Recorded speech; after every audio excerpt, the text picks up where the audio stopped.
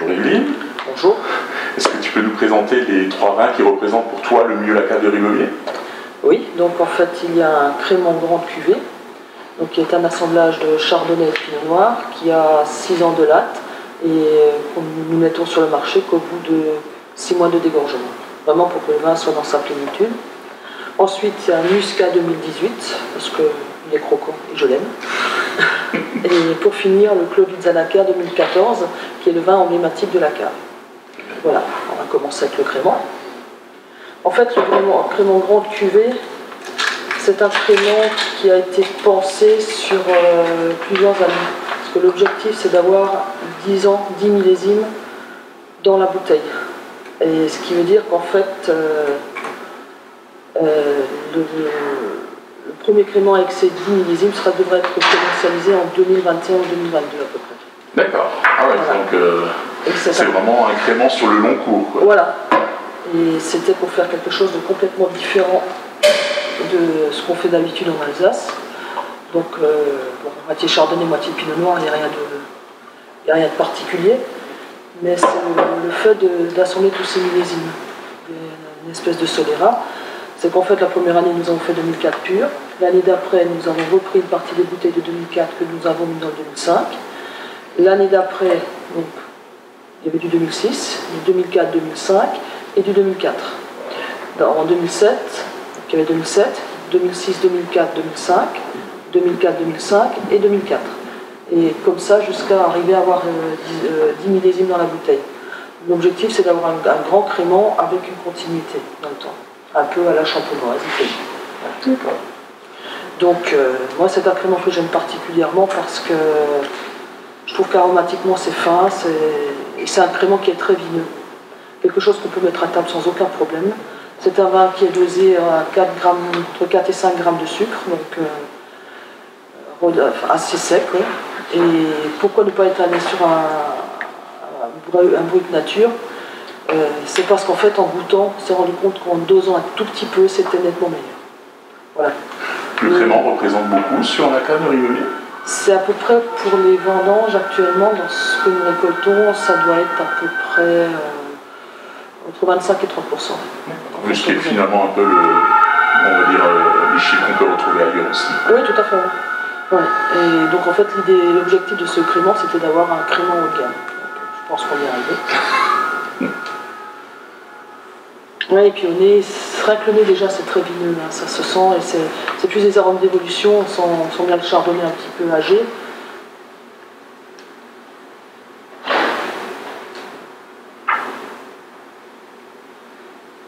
Et la bouche là c'est pareil, là on sent les deux, hein, on sent et le pinot noir et le chardonnay. Beaucoup de persistance, et ça goûte vraiment sec, c'est frais, c'est rafraîchissant. Mais en même temps, ça a de l'ampleur. Tout ça, c'est lié à l'élevage sur lit qui est quand même très long. Très long, oui. Ouais.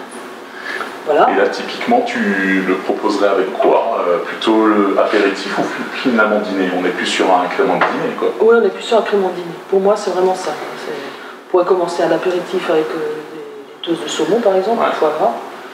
Et après, continuer sur un grand poisson en sauce ou pourquoi pas une volaille. Avec une sauce un peu crémée, comme ça peut être assez sympa. D'accord. Voilà. Donc en fait, la cave de Ribeauvillé, c'est la plus ancienne coopérative de France. Elle a été fondée en 1895. Et ce qui fait que nous avons un état d'esprit un peu particulier parce que les gens qui sont là, c'est la 5e génération. C'est plus un esprit de grand domaine que de grosses caves où on a des raisins et après les vendanges on dit salut, tu penses juste à m'envoyer un chèque de temps en temps et puis à l'année prochaine. C'est pas ça du tout. Nos adhérents, nos vignerons sont des gens qui sont très impliqués dans ce qu'ils font. Ils participent, déjà ils rencontrent souvent nos clients, c'est eux qui tiennent le caveau le week-end. Ce sont eux aussi qui viennent déguster régulièrement les vins en cave. On fait des dégustations très régulières avec eux. Parce que pour nous, c'est quand même important de se rendre compte de ce qui se passe et de l'impact de leur travail dans les vignes sur les vins. Ils sont aussi impliqués, comme je disais, dans le commercial. Ils sortent faire des animations à l'extérieur pour certains clients. Et nous avons même certains vignerons qui suivent certains clients. D'accord. Et ça, c'est vraiment, comme je disais, c'est plus du grand domaine familial que d'une grosse cave. Et ce qu'il y a aussi, c'est que le fait qu'il y ait tellement d'antériorité, ça fait aussi que on a très peu d'adhérents. Nous avons 225 hectares de vignes pour une quarantaine d'adhérents, ce qui fait peu. Il faut comme savoir que la surface moyenne en Alsace c'est entre 2 et 3 hectares par exploitation. Nous, quand on fait le ratio, on est à près des 6 hectares. C'est quand même pas mal. Et donc en fait, pour moi, c'est un gros avantage, c'est qu'au niveau technique, en fait, j'ai pas beaucoup d'interlocuteurs. Une quarantaine de personnes, on les connaît, on sait qui c'est. En fait, quand on va dans les vignes, on y va ensemble. En fait, il y a des commissions qui visitent les vignes. Et on fait ça tout ça ensemble. L'idée, c'est d'avancer tous en même temps. Donc là, maintenant, je vous présente un Muscat 2018. Donc c'est un beau bébé. Alors pourquoi le Muscat? C'est parce que j'ai une tendresse particulière pour ce cépage, parce que c'est toute la fraîcheur, c'est le premier qui sort de l'année, c'est le premier cépage qui fleurit aussi, et c'est le premier cépage que nous lançons dans le millésime. Donc c'est avant tout du fruit, celui-là particulièrement. On dit souvent que le Muscat c'est un cépage qui est en perte de vitesse, et pour vous, à la cave de Riauvilliers, ça... On ne va pas dire que ça progresse énormément. Voilà. Ça représente encore... ça doit représenter 1% et 2% de nos volumes. D'accord. Donc c'est vraiment peu. Mais c'est dommage parce que je pense qu'il y a vraiment un intérêt là-dedans, et aussi bien pour nous, parce qu'à vinifier c'est très intéressant, mais aussi pour nos clients parce que c'est un type de vin qui est très moderne, c'est aromatique, ça explose et c'est sec. Donc c'est un vin qu'on peut prendre à l'apéritif ou à table. La seule que je vous présente, il a 5 grammes de sucre. Donc juste qu'il faut pareil un tout petit peu pour l'arrondir. Mais en même temps, c'est une explosion en bouche. C'est souvent, pour moi, le vin qu'on peut présenter à des gens, notamment des jeunes, qui n'ont pas l'habitude de goûter des vins, et pour leur montrer que c'est pas si compliqué que ça. Quand on veut expliquer ce que c'est que le vin de couleur, il y a le nez.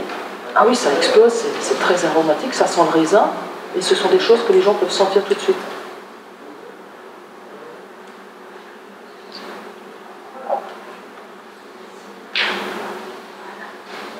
Et la bouche, c'est pareil, c'est une explosion.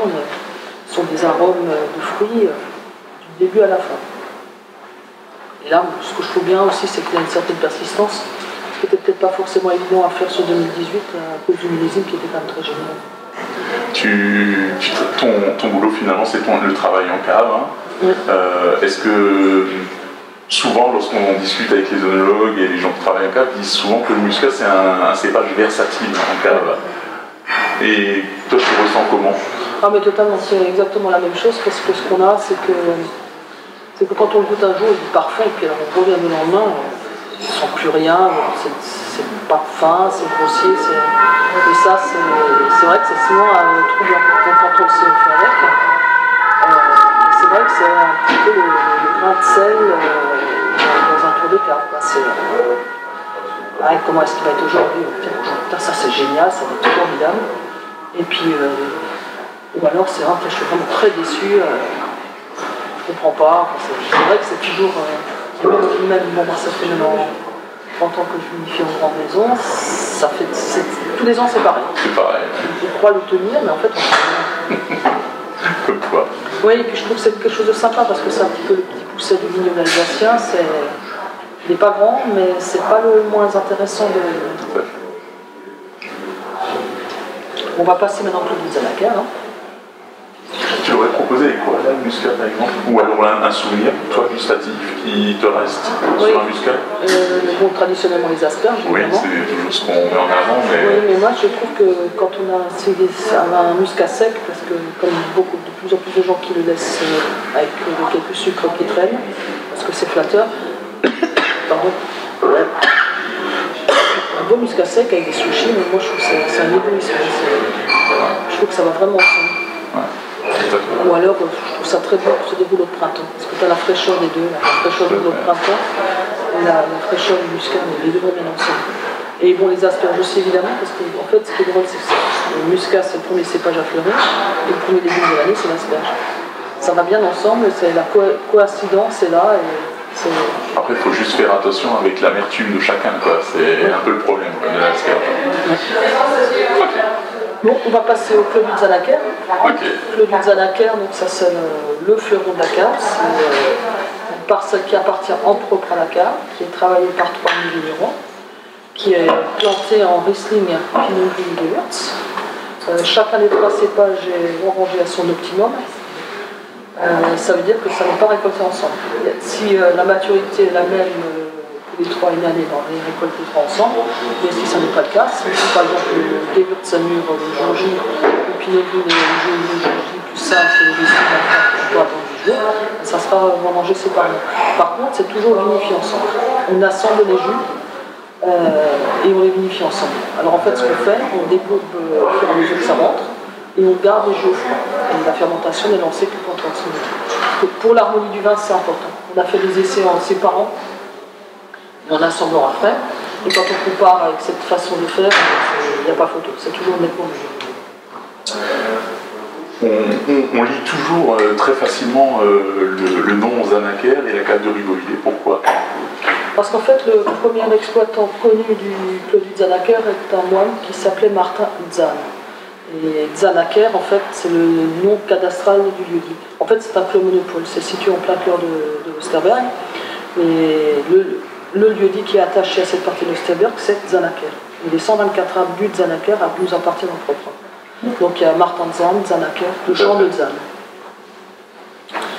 La légende dit aussi que lorsque Louis XIV est venu à Ribeauvillé, il a bu le clos du Zanaker dans un nappe qui est en Vermeil, qui est toujours à la mairie de Ribeauvillé, qui fait partie du trésor de la ville de Ribeauvillé.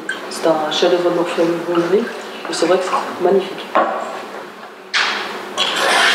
Donc là, 2014, alors pourquoi 2014 2014, c'est un très grand millésime. On a eu la drosophile Suzuki, c'est vrai, mais elle n'a pas impacté l'ensemble de la récolte, loin de là, et elle n'a surtout pas impacté les Riesling. Et c'est une grande année à Riesling. On oublie souvent, mais c'est vrai que c'est... Enfin, moi, je trouve fabuleux. Et là, dans le Clos du Zanaker, il y a quand même une grosse partie qui est plantée en Riesling, et là, on sent vraiment que c'est ce qui prend le dessus. C'est le terroir de l'Osterberg, donc un argilo-calcaire, caillouteux, très profond, et ça donne toujours des acidités très fines. La marque de l'Osterberg, en fait, c'est la façon dont l'acidité évolue en bouche. C'est une acidité fine, mais qui va très loin derrière. Donc les 14, au nez, c'est encore très, pas fermé, mais discret. On sent qu'il va falloir un petit peu de temps. Ouais, l'Osterberg, c'est un grand cru discret dans sa jeunesse.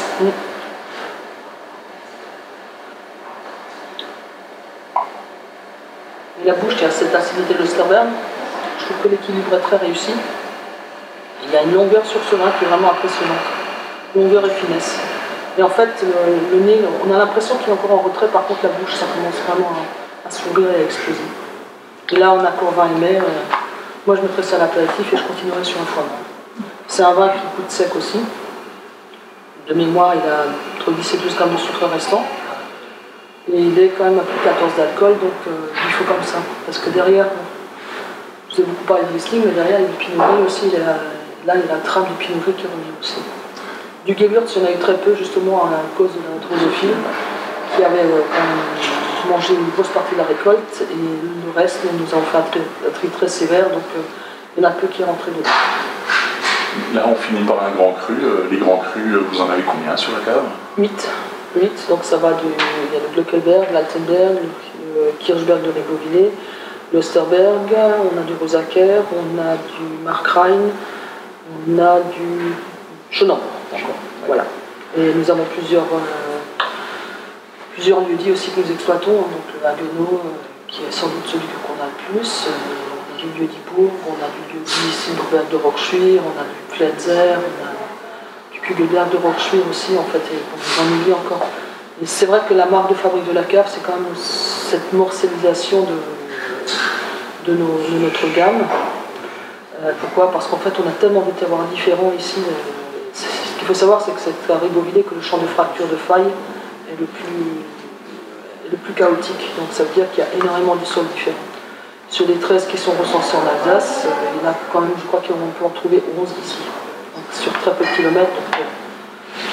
Donc, ça veut dire beaucoup de vins différents. Ça veut dire qu'il faut beaucoup de cuves en bas parce que pour bien faire son travail ici, il faut vraiment morceliser. Il n'y a pas que les parcelles qui doivent être qui sont morcelées, c'est aussi les vinifications. Et si on veut récolter des raisins à bonne maturité, mais il faut des récipients en conséquence. En conséquence. Des pressions en conséquence, des cuves en conséquence. Et donc en fait, au niveau qualitatif, c'est important de le faire parce que le pire, c'est la côte mal taillée. Savoir qui dit terroir différent, dit date de récolte différente. Il y a une parcelle qui est mûre le jour J, l'autre qui est mûre le jour J plus 10. On se dit, bon, voilà, on va prendre J plus 5. C'est pas comme ça qu'il faut faire. Il faut faire J plus 0 et J 10. On vinifie séparément et on assemble après. Et maintenant, question subsidiaire, quel est le vin actuellement à la cave pour lequel tu as un très gros coup de cœur? Le Riesling Osterberg 2014. J'aime beaucoup ce vin, c'est très cristallin, c'est très pur et là en ce moment il est bien, il commence à être bien à boire. Et surtout l'Osterberg, ce qui est intéressant, c'est le potentiel de garde qu'on a. On a fait des verticales de clos, on est descendu jusqu'en 55, mais rien acheté. C'est vraiment magnifique. Et surtout ce qui est intéressant sur le clos aussi, c'est qu'en fait, quand on goûte ces différents millésimes, on se rend compte d'une chose, c'est que ce qui ressort au bout de quelques années, c'est le cépage qui a réussi dans le millésime. Donc il y a des années Gewürz, les vieux clos, il y en a certains qui sortent le Gewürz parce que c'est ce qui est mieux sorti. Il y en a d'autres où c'est le Pinot Gris qui prend le dessus, et d'autres c'est le Riesling. On va dire que dans 60% c'est le Riesling, et après c'est moitié-moitié entre le Gewürz et le... Mais c'est vrai que c'est vraiment une expérience. Ce qui est intéressant aussi, ce que j'aime beaucoup faire, surtout quand on doit présenter ces vins, c'est de faire goûter d'abord un Riesling Osterberg et après un clos. Ça a un gros avantage, c'est que ça permet vraiment de comprendre le clos, justement à cause de la structure en bouche qui est identique. C'est un révélateur. Hein. Oui, tout à fait. Ouais. C'est vraiment... Ok, en tout cas, merci pour cette belle découverte. Je t'en prie, et puis à bientôt. À bientôt.